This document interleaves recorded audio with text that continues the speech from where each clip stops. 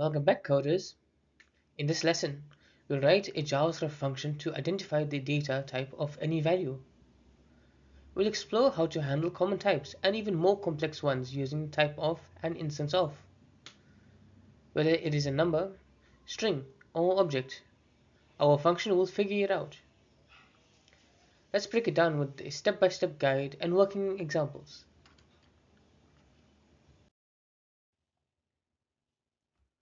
Our goal is to accept any input and return what type it is. Simple types like numbers and strings are easy with typeof. But objects like arrays or functions need special care to detect precisely.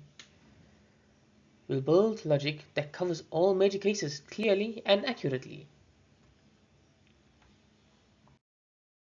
We first start by listing known constructor functions in dtypes. If the value is an object or a function, we use instanceof to match it to a type.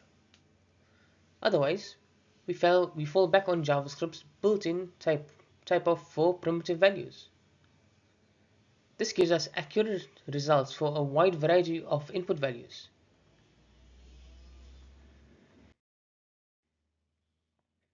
First, we identify if the type is primitive using typeof.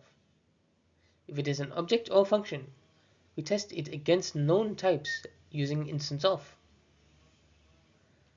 A loop checks each constructor in the dtypes list, and when a match is found, that type is returned. Otherwise, we return the result of typeof. Let's walk through some results.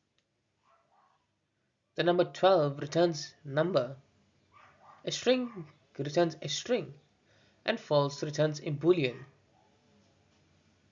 Functions and regular expressions return their respective constructor names. This shows our function handles both primitives and complex types correctly. Type detection is crucial in real-world development.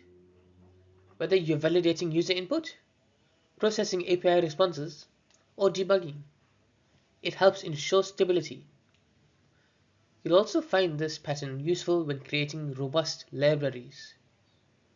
Knowing exactly what type of data you're dealing with can prevent a lot of bugs.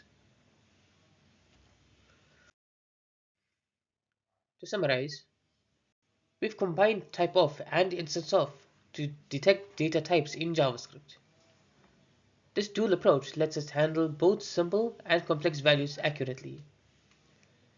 We now have a reusable function that works in most use cases. Thanks for watching.